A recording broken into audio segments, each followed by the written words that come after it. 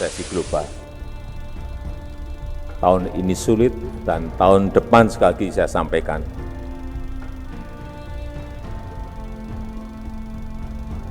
akan gelap. Mungkin gue bisa dibilang telat ngebahas hal yang beginian karena viralnya adalah 2 minggu ke belakang. Beberapa hari atau minggu yang lalu bahasan resesi itu lagi rame banget dan ini dipicu oleh salah satu pidato dari Presiden Jokowi yang akhirnya dipotong, disebarluaskan, dipakai influencer gitu ya. Akhirnya banyak orang yang ngomongin bakal resesi. Resesi itu bukan cuma disebabkan oleh faktor ekonomi, tapi juga faktor psikologi. Resesi yang harusnya bisa dicegah, yang harusnya tidak akan terjadi, tapi karena semua orang kompak dalam tanda kutip mengedukasi dan secara tidak langsung akhirnya orang jadi takut. Nah, gue bakal bilang di sini bahwa lo nggak harus cemas. Kira-kira lo percaya nggak sama omongan gue? Nah, nggak usah percaya dulu sih. Cuman itu adalah tone yang bakal gue bawa dalam video ini. Makanya selamat datang di Psychology of Finance. Kita ngebahas keuangan dari sudut pandang psikologi dan gue bakal jelasin potensi resesi dari segi psikologi ya. Dan kenapa kita semua tuh harus santuy menghadapi resesi. Oke, simak sampai habis biar lo bisa dapat keseluruhan insight-nya.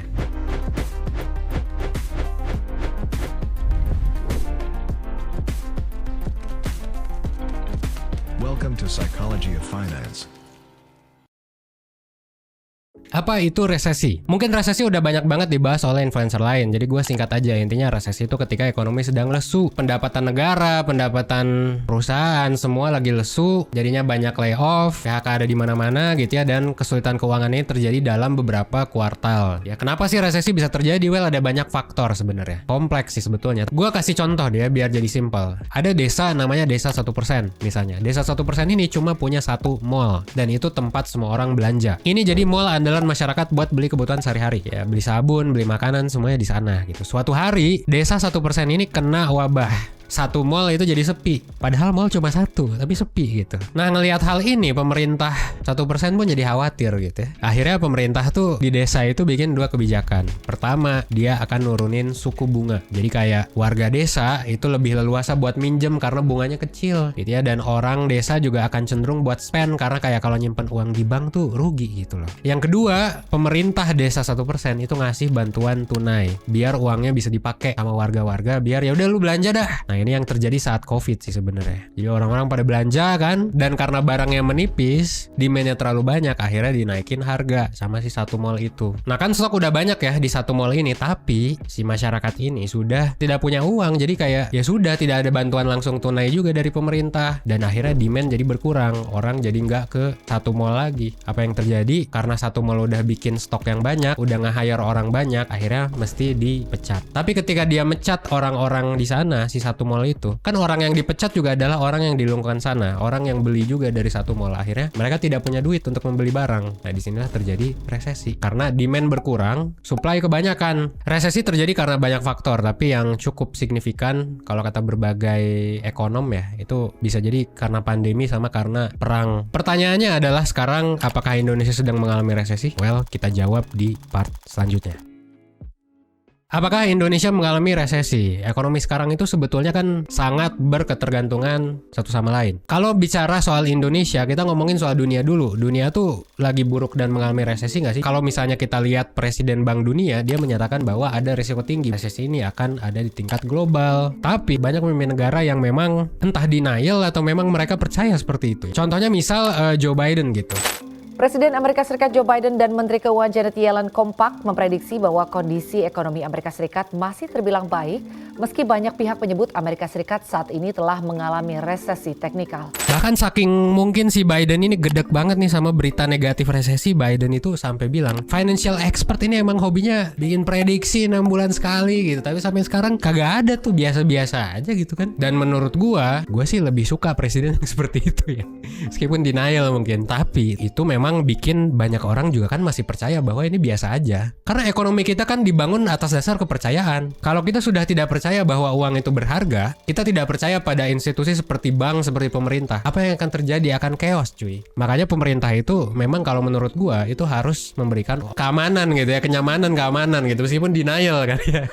Tapi di Indonesia gimana? Kita juga udah diperingatkan sama Sri Mulyani. Jadi bukan cuma Jokowi doang, tapi Sri Mulyani juga yang bilang kalau kita tidak bisa mengacuhkan adanya kemungkinan resesi. Dan itu gue sepakat. That's why kita harus bersiap-siap. Itu sepakat juga. Tapi gue menyayangkan banget memang omongan Jokowi ini, terutama yang dipotongnya itu gue sangat menyayangkan. Kenapa? Karena itu tuh cuma secuil doang sebenarnya. Dan kalau pas gue lihat juga di videonya, di pidatonya itu Jokowi juga bilang bahwa kita masih positif. Bisa kok, bisa. Kita ini tertinggi loh di G20. Saya hanya ingin menumbuhkan optimisme. Jangan pesimis. Memang yang kita hadapi ini bukan barang gampang, bukan barang yang mudah, tetapi kita tetap harus optimis. Ya, tapi ya nasi sudah menjadi bubur gitu ya. Pernyataan Jokowi yang bilang dunia akan gelap itu malah yang di-highlight. Bad PR sih menurut gue ya.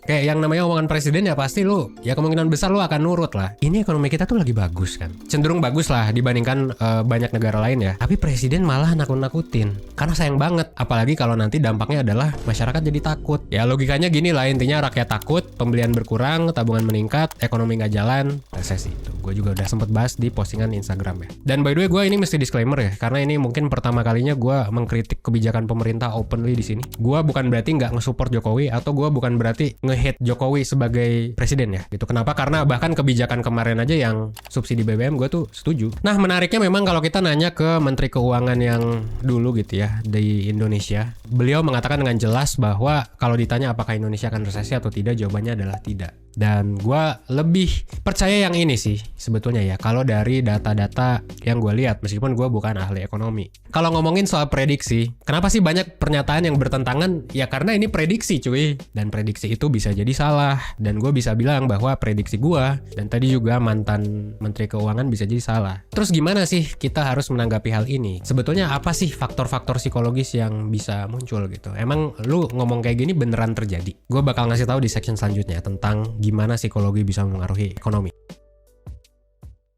Kenapa sih gue nggak setuju gitu sama influencer, sama potongan omongan Jokowi yang bilang dunia bakal gelap? Bukannya bagus kalau masyarakat bersiap-siap? Well, jawabannya gue ulangi lagi. Resesi bukan hanya soal ekonomi, tapi juga soal perilaku, soal psikologi masyarakat itu sendiri. Ekonomi kita tuh dibangun dari trust cuy. Kegiatan ekonomi itu dipengaruhi banget sama persepsi dan perilaku masyarakat. Dan ini adalah kajiannya ilmu psikologi juga. Pemberitaan yang berlebihan terhadap prediksi resesi ekonomi yang cenderung negatif bakal punya dampak buruk kepada ekonomi dan memberikan dampak yang pesimis kepada masyarakat. Penelitian yang gue baca menemukan bahwa pesimisme itu bisa ngaruh ke ekonomi makro melalui berkurangnya demand masyarakat dan berkurangnya lowongan pekerjaan. Even gue sebagai bisnismen, ketika gue dengar berita bahwa dunia bakal gelap, gue lagi nge-freeze hiring sekarang cuy gitu. Yang awalnya gue mau hiring kagak jadi karena kayak apa benar ya bakal kejadian resesi. Itu juga orang jadi kagak dapat kerja, orang juga jadi nge-keep duitnya di kantongnya masing-masing. Dan belum lagi juga dampak ke individu masing-masing. Gue yakin ada beberapa dari lo yang awalnya pede nih, lu baru lulus misalnya, lu pengen dapat kerjaan, lu awalnya pede, tapi ketika Jokowi bilang kayak gitu, ketika lu lihat di influencer kencangkan sabuk pengaman dan lain sebagainya, ya lu tiba-tiba jadi kayak nggak pede gitu. Lu bahkan yang awalnya lu menyediakan budget nih buat interview kerja offline, tiba-tiba kayak lu jadi nggak mau interview kerja offline gara-gara lu takut gitu dan lu nyimpen duit.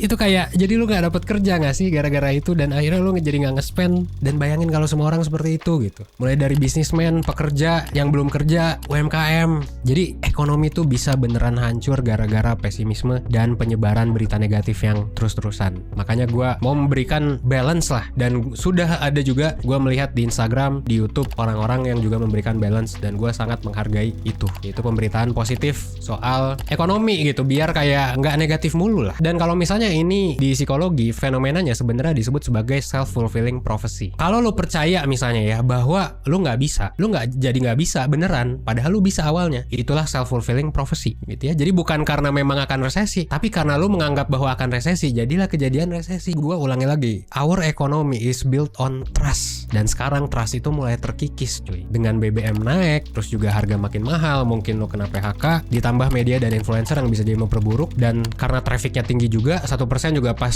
nanya lu mau request apa 2023 dong bang. Aduh, gua sebenarnya nggak pengen ngebahas ini, tapi kayaknya perlu deh dibalancein gitu. Karena kalau resesi ini beneran terjadi, apalagi tapi fuck up-nya karena faktor persepsi. Dampaknya juga nggak cuma ke finansial doang, tapi juga ke mental cuy. Angka stres, bunuh diri, dan pemakaian narkoba ketika di masa resesi itu cenderung meningkat. Coba gimana pendapat lo tentang ini? Silakan kita bisa berdiskusi di kolom komentar ya.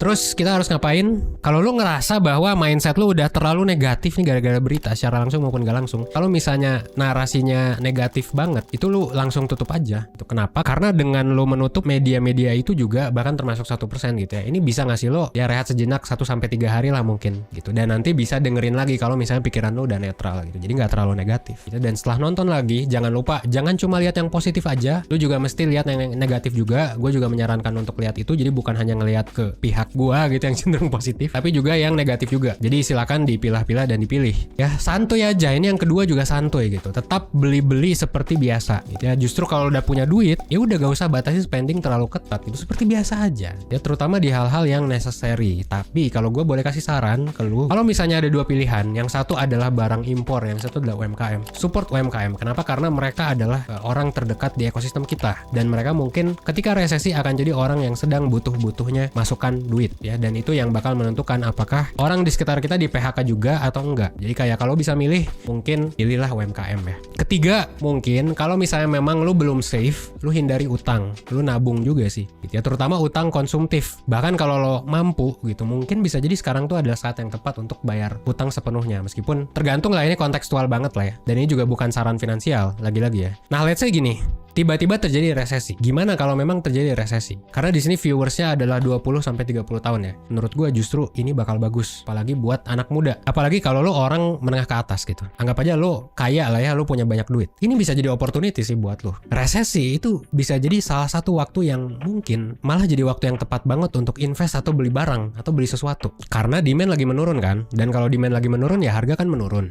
Harga saham, harga bisnis UMKM, dan mereka juga memang butuh di modalin. Selain itu juga kalau misalnya lu cek misalnya properti gitu ya, coba cek aja deh bulan ini sama bulan kemarin sama mungkin tahun depan. Kalau memang beneran resesi, harusnya rumah-rumah dan berbagai macam barang, berbagai macam hal pasti bakal jadi lebih murah. Nanti bakal ada yang mungkin pada BU sih ya, butuh uang. Bahkan gue pribadi aja jujur ya, kemarin-kemarin tuh gue sering banget ditawarin beli rumah ini, ngontrak rumah ini gitu. Bahkan sampai dimurahin banget, diskonnya sampai puluhan %. Jadi buat lo yang punya duit dan masih muda, justru ini adalah waktu yang tepat untuk investasi. Lo bisnis-bisnis kecil tuh lo modalin, lo ambil sahamnya kan, terus habis itu lo bantu juga. Kenapa? Karena bisnis-bisnis yang bagus itu banyak juga yang tercipta di masa resesi. Dan ketika bisnis itu bisa bertahan di masa resesi dan jadi bagus, tetap growth, itu setelah resesi growth-nya bisa makin mantap. Dan gue juga udah pernah baca ini di buku Harvard Business Review ya. Salah satu risetnya juga menyatakan bahwa memang seperti itu. Ya, jadi buat lo yang masih muda, apa yang perlu lo lakukan? Santuy aja gitu.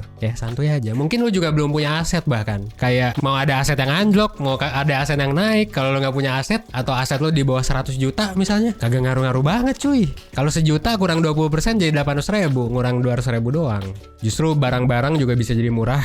Jadi kayak lu mungkin akan ngeliat temen lu nanti resesi, malah rakit PC gitu buat main game. Resesi malah beli PS, beli Nintendo gitu. Nge-thrift baju, pas resesi jadi beli baju makin banyak. Lu bakal melihat orang-orang seperti itu sih ya di pergaulan lu mungkin. Dan ini juga bisa jadi kesempatan buat lo side hustle ya. Kayak gitu-gitu yang bisa ningkatin ekonomi rakyat juga di sekitar lo. So, resesi jangan ditakutin. Waspada, oke, ya udah. Tapi nggak usah takut, santai. Resesi juga tidak sama dengan krisis ekonomi ya. Dan mungkin Indonesia masih jauh dari krisis ekonomi, kalau dari pandangan gua. So, jadiin aja peluang buat belajar, jadiin peluang buat side hustle, jadiin peluang buat beli barang-barang yang lo pengen dengan harga murah, dan banyak lagi. Resesi itu kita bisa melihatnya secara positif. Nggak usah takut gitu, nggak usah nyimpen duit berlebihan, spend seperti biasa aja. Tapi, of course, buat yang nggak punya dana darurat ya silahkan kumpulin lah ya, gitu. Toh itu juga wajib di semua keadaan ekonomi.